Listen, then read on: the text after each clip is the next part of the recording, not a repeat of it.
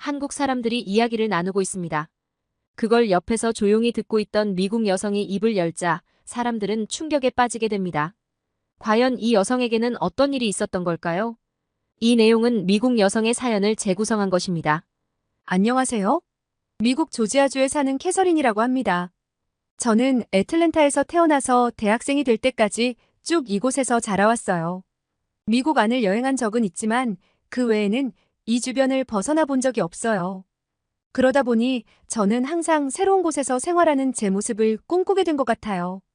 그래서 학교에서 교환학생 프로그램에 대해 들었을 때 누구보다도 먼저 발 빠르게 움직일 수 있었던 게 아닌가 싶네요. 다양한 나라 중에서 한국을 선택한 건 다른 나라들보다 경쟁이 적었기 때문이기도 했지만 제가 한국에 대해 흥미를 가졌던 것이 중요한 이유 중 하나였습니다. 미국에서 인기를 얻고 있던 한국 드라마와 케이팝을 좋아했는데 그건 단순한 엔터테인먼트 이상의 관심이었어요. 처음으로 한국에 대해 깊이 알게 된 계기는 대학에서 들은 한강이었어요. 동아시아학이라는 수업을 들었는데 한국의 역사와 문화에 대해 깊이 배우게 되었고 그 과정에서 한국에 대한 관심이 더욱 커졌었거든요. 그 강의에서는 한국의 경제 성장과 민주화 과정에 대해 배웠는데 그 이야기가 정말로 매력적이었어요. 그리고 좀 더 한국에 대해 알고 싶다고 생각해서 한국어를 배우기 시작하면서 언어를 통해 한국 문화를 더 잘 이해할 수 있게 되었던 것 같습니다. 한국어를 배우는 것이 생각보다 쉽지는 않았지만 도전하는 과정이 정말 재미있었어요. 처음 한국어 수업에 들어갔을 때는 모든 것이 낯설고 어렵게 느껴졌었죠. 외계어처럼만 보이던 한글은 그 과학적인 원리를 알게 되자 비교적 쉽게 익힐 수 있었지만 발음과 문법은 전혀 다른 이야기였어요. 특히 존댓말과 반말의 구분이 힘들었어요. 하지만 교수님과 함께 공부하는 친구들의 도움으로 조금씩 익숙해질 수 있었습니다. 교수님은 존댓말과 반말을 집중적으로 다루는 한국어 학습 교재를 추천해 주셨고 다양한 세대가 등장하는 한국 드라마도 알려주셨어요. 저는 이 드라마들을 통해서 등장인물들이 상황에 따라 어떻게 말을 바꾸는지 보면서 이해를 높일 수 있었어요. 한국어 수업은 단순히 언어를 배우는 것 이상의 의미가 있었습니다. 수업 중에는 한국 문화와 역사에 대한 이야기도 많이 나눴고 한국 음식을 함께 만들며 체험할 수 있는 시간도 있었어요. 특히 기억에 남는 것은 한국어 회화 수업이었어요. 교실에서 배운 문법과 단어를 실제로 사용해보는 것이 처음에는 많이 긴장되었지만 연습을 거듭하면서 자신감이 생기더라고요. 엄청 인기 있는 수업은 아니었지만 한국어 강좌에는 열정을 가진 학생들이 많이 있었어요. 우리는 일부러 대학 안에 있는 한국 학생들을 찾아서 언어 교환을 하는 모임까지 결성했습니다. 수업 후에 한국 친구들과 이 모임을 가지면서 더 자연스럽게 대화할 수 있게 되었어요. 한국어를 배우면서 가장 힘들었던 건 발음이었어요. 특히 리을 발음이 어려웠고 해와의 차이도 잘 구분되지 않았어요. 하지만 교수님이 인내심을 가지고 교정해 주셔서 조금씩 나아질 수 있었죠. 한국어를 공부하는 과정은 쉽지 않았지만 그만큼 보람이 있었습니다. 새로운 언어를 배우는 것은 새로운 세계를 열어주는 것 같았어요. 이제 한국어로 대화할 수 있는 자신감이 생겼고 한국에 대한 이해도 깊어졌다는 생각이 들었습니다. 한국어를 통해 한국의 역사, 예술, 음식 등 다양한 문화를 더 잘 이해할 수 있었던 것은 정말 소중한 경험이었어요. 또한 한국에서 온 친구들과의 교류도 저에게 큰 영향을 미쳤습니다. 그들은 한국의 일상생활과 문화에 대해 많은 이야기를 들려주었고 저에게 한국을 직접 경험해보라고 조언해 주었죠. 친구들의 이야기를 들으면서 한국에 대한 호기심이 더욱 커졌고 마침내 교환학생 프로그램을 통해 한국에 가기로 결심하게 되었어요. 드디어 출발하는 날이 다가왔고 저는 설렘과 긴장감이 뒤섞인 채 비행기에 올랐어요. 15시간이라는 긴 시간 동안 비행기를 타고 인천공항에 도착했을 때 모든 것이 너무 신기하고 낯설게 느껴졌네요. 비행기에서 내리자마자 인천공항의 현대적이고 세련된 디자인이 눈에 들어왔어요. 넓고 깨끗한 터미널, 효율적으로 움직이는 사람들, 그리고 여러 언어로 안내된 표지판들이 이국적이면서도 친근하게 느껴졌습니다. 공항의 모든 것이 깨끗하며 잘 정돈되어 있었고 편리하게 구성되어 있어 과연 이곳이야말로 세계 랭킹 5위 안에 든다는 한국의 관문이구나라는 생각이 들었죠. 입국 심사를 마치고 공항버스를 타러 가는 길에 저는 공항 내의 다양한 시설들을 보며 또 한 번 놀랐어요. 고급스러운 상점들, 다양한 음식점들, 그리고 편안한 휴식 공간들까지 마치 작은 도시 같다는 생각이 들었어요. 한국의 첫인상이 이렇게 좋을 줄은 상상도 못했어요. 공항에서부터 서울로 가는 길까지 넓은 도로의 깨끗하고 질서 정연한 모습도 인상 깊었습니다. 서울로 향하는 공항버스에 몸을 싣고 창밖을 바라보며 저는 제가 정말로 한국에 도착했음을 실감했어요. 길을 따라 펼쳐진 풍경은 애틀랜타와는 전혀 다른 느낌이었어요.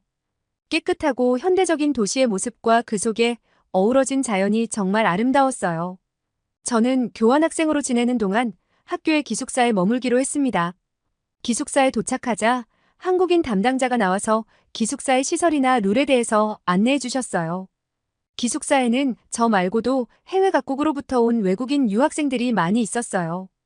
다른 교환학생들과 함께 지내게 되어 외로움은 덜했지만 새로운 환경에 적응하는 것은 여전히 쉬운 일은 아니었죠.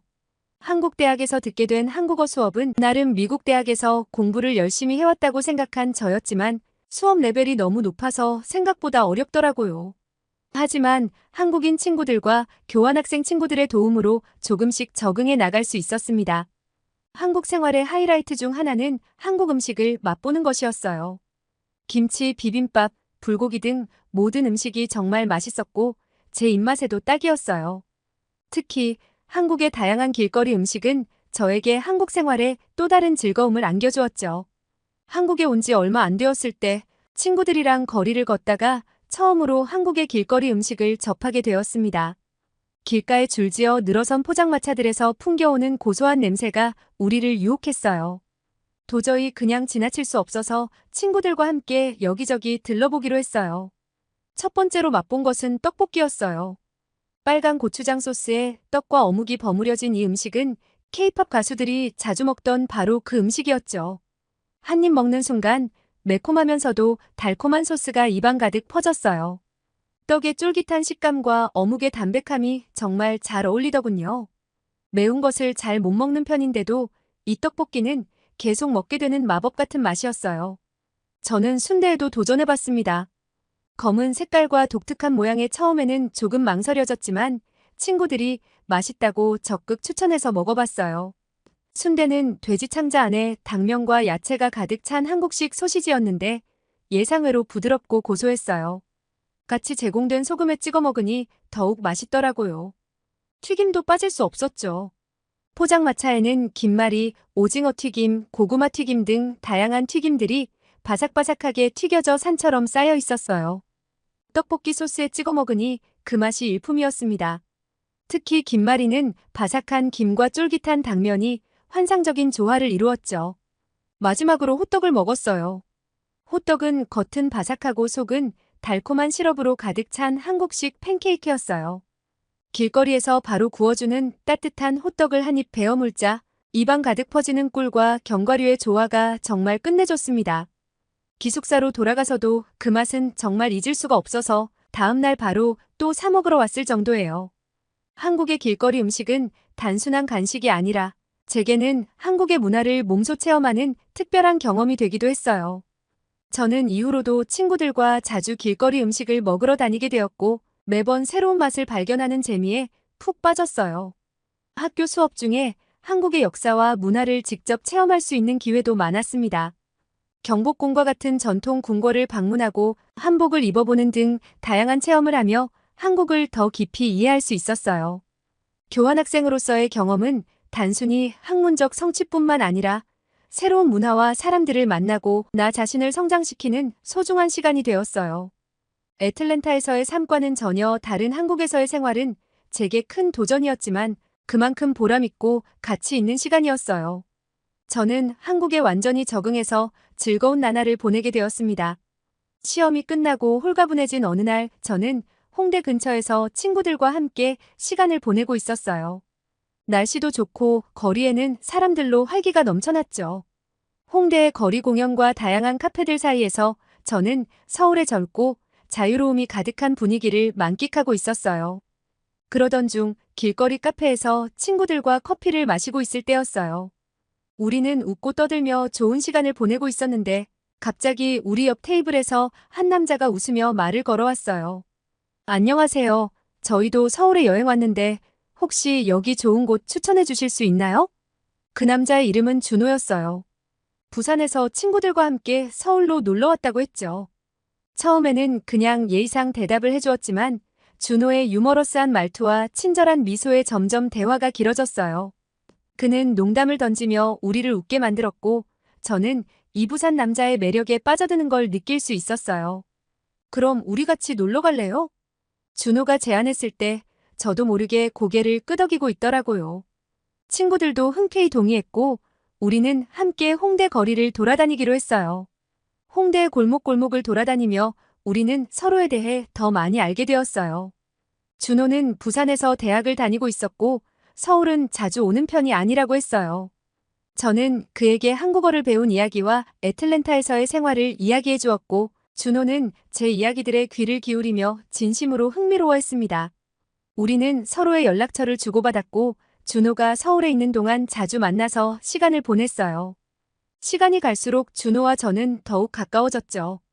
저는 그의 유머 감각과 따뜻한 성격에 마음이 끌렸고 호감을 느끼기 시작했어요.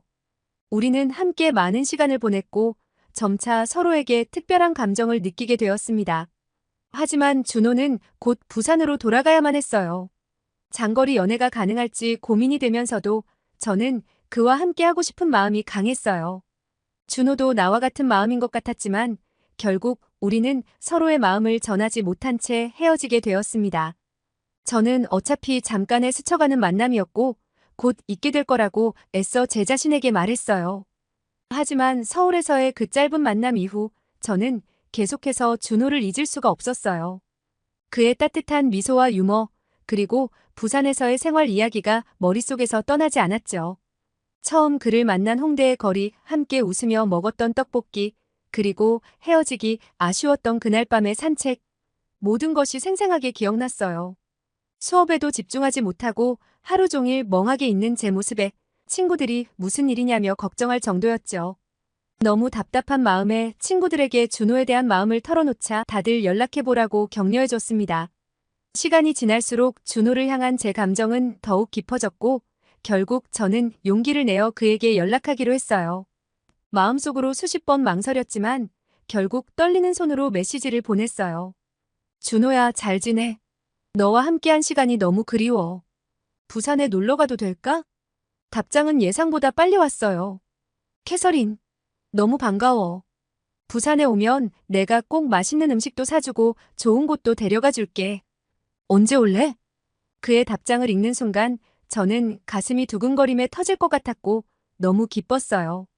저는 곧바로 열차표를 예약했고 몇 주 후면 부산에서 준호를 만날 수 있다는 생각에 엄청나게 설렜어요. KTX를 타고 부산에 도착한 날 준호는 역에서 저를 기다리고 있었습니다. 그는 여전히 그 따뜻한 미소를 지으며 나를 반겨주었어요. 캐서린, 잘 왔어. 부산에 온 걸 환영해. 준호는 저를 데리고 부산의 여러 명소들을 구경시켜 주었어요. 첫 번째로 도착한 곳은 해운대 해변이었어요. 해운대는 부산의 대표적인 해변으로 끝없이 펼쳐진 백사장과 푸른 바다가 인상적이었어요. 준호와 함께 해변을 걸으며 따뜻한 바닷바람을 맞고 있자니 마치 영화 속 주인공이 된 듯한 기분이 들었어요. 캐서린, 이곳에서 보는 일출이 정말 아름다워. 다음에 꼭 함께 보자. 준호가 웃으며 말했어요. 우리는 자갈치 시장에서 점심을 먹었습니다. 시장의 활기찬 분위기와 바다 내음이 코끝을 간지럽혔죠. 처음으로 맛본 음식은 싱싱한 회였어요. 이거 정말 맛있다. 저는 눈을 크게 뜨며 감탄했어요. 서울에서 먹었던 회와는 차원이 달랐어요. 신선한 해산물의 쫄깃한 식감과 깊은 맛이 입안 가득 퍼졌죠. 그 다음으로 간 곳은 광안리 해수욕장이었어요. 광안리에서는 광안대교가 한눈에 보였어요. 저녁이 되자 광안대교에 불이 켜지면서 화려한 야경이 펼쳐졌어요. 정말 아름다워. 저는 감탄을 금치 못했어요. 준호는 저를 위해 사진을 찍어주었고 우리는 광안리 해변가에 앉아 조개구이를 즐기며 대화를 나눴어요. 바다의 소리와 함께하는 저녁 식사는 정말 특별했어요. 준호가 저를 위해 많은 준비를 했다는 걸 느낄 수 있었고 그의 따뜻함과 배려심에 다시 한번 감동했어요. 우리는 함께 부산의 유명한 음식들을 먹고 해변을 걸으며 많은 이야기를 나누었습니다. 그는 저에게 부산 사투리를 가르쳐 주기도 했어요. 준호는 제가 사투리를 따라 하려는 모습을 보고 웃으며 좋아했어요. 모든 순간이 소중했고 우리는 점점 더 가까워졌어요. 저는 준호의 집에 머물며 부산의 일상생활을 체험하게 되었고 그의 가족과 친구들까지도 저를 따뜻하게 맞아주었습니다. 준호와 저는 함께 지내면서 서로에 대한 감정이 더욱 깊어졌고 결국 우리는 연인이 되었어요. 때마침 학교 수업이 온라인 수업으로 전환되었고 저는 그 덕분에 부산에서 지내면서도 강의를 들을 수 있게 되었죠. 상황이 이렇게 되자 준호와의 만남이 정말 운명인 걸까라는 생각이 들 정도였어요. 부산에서의 생활은 마치 꿈만 같았고 준호와 함께하는 시간이 너무나도 행복했어요. 그런데 부산에서 지내게 된 제게 커다란 장애물이 하나 있었습니다. 그건 바로 부산 사투리였어요. 처음 들었을 때 사투리가 제게 그야말로 미지의 언어처럼 들렸어요. 부산 사람들의 말은 빠르고 억양은 독특했고 바로 이해하지 못한 저는 그저 웃음으로 대답할 수밖에 없었죠. 준호는 가능한 한 제가 알아듣기 쉽게 표준말로 천천히 이야기를 해주었지만 가끔 제가 그의 사투리를 흉내내면 너무 좋아했습니다. 그러던 어느 날 준호가 제가 사투리를 말할 때 너무 귀엽다고 슬쩍 지나가듯이 이야기를 하지 뭐예요? 저는 그 말에 불끈 힘이 나서 부산 사투리를 열심히 배우기로 결심했어요. 처음에는 일상적인 말부터 시작했어요. 어디 가니? 는 어디 가노로 밥 먹었어? 는 밥 묵었나로 바꾸는 것부터요. 하지만 이것만으로는 준호를 놀라게 할 수 없었죠. 그래서 저는 준호의 가족과 친구들, 특히 준호의 어머니에게 도움을 요청했어요. 어머니는 저에게 사투리를 가르쳐주며 제 발음을 교정해 주셨어요. 그 과정에서 우리는 더 가까워졌고 준호의 어머니는 저를 딸처럼 대해주셨죠. 준호와 대화할 때마다 저는 새로 배운 사투리를 조금씩 써보려고 했습니다. 처음에는 어색했지만 준호는 그럴 때마다 크게 웃으며 진짜 귀엽다 캐서린 이라고 말했어요. 그의 반응에 더 용기를 얻어 계속해서 연습했죠. 하루는 준호와 함께 시장에 갔어요. 상인들이 빠른 속도로 사투리를 쓰며 물건을 팔고 있었는데 저는 그들의 대화를 이해하려고 노력했어요. 준호가 몇 번이나 저를 위해 통역해줬지만 저는 직접 대화를 해보고 싶었습니다. 그래서 상인에게 이거 얼마고? 라고 물어봤죠. 상인은 나의 서툰 사투리에 웃음을 터뜨렸고 준호는 저를 자랑스럽게 바라봤어요. 시간이 지나면서 저는 점점 사투리에 능숙해졌어요. 어느 날 준호의 친구들과 함께한 술자리에서 저는 거의 완벽한 사투리로 이야기를 나눴어요. 오늘따라 날씨 진짜 끝내준다 아이가. 라고 말했을 때 준호의 친구들은 깜짝 놀라며 저를 칭찬했어요. 준호는 사랑스럽게 저를 바라보며 내 여자친구 진짜 멋지지 않냐? 라고 했죠. 준호의 반응에 저는 뿌듯함을 느꼈어요. 그가 제 사투리를 귀엽게 봐주고 저의 노력을 인정해주는 것이 너무나도 고마웠어요. 부산에서의 생활은 저에게 많은 도전이었지만 준호와 함께라면 모든 것이 즐거웠어요. 이제는 사투리를 사용하는 것이 자연스러워졌고 준호와의 대화도 더 재미있어졌습니다. 우리는 사투리로 장난을 치며 웃음을 나누기도 하고 때로는 진지한 대화에서도 사투리가 우리의 감정을 더 잘 전달해주기도 했어요.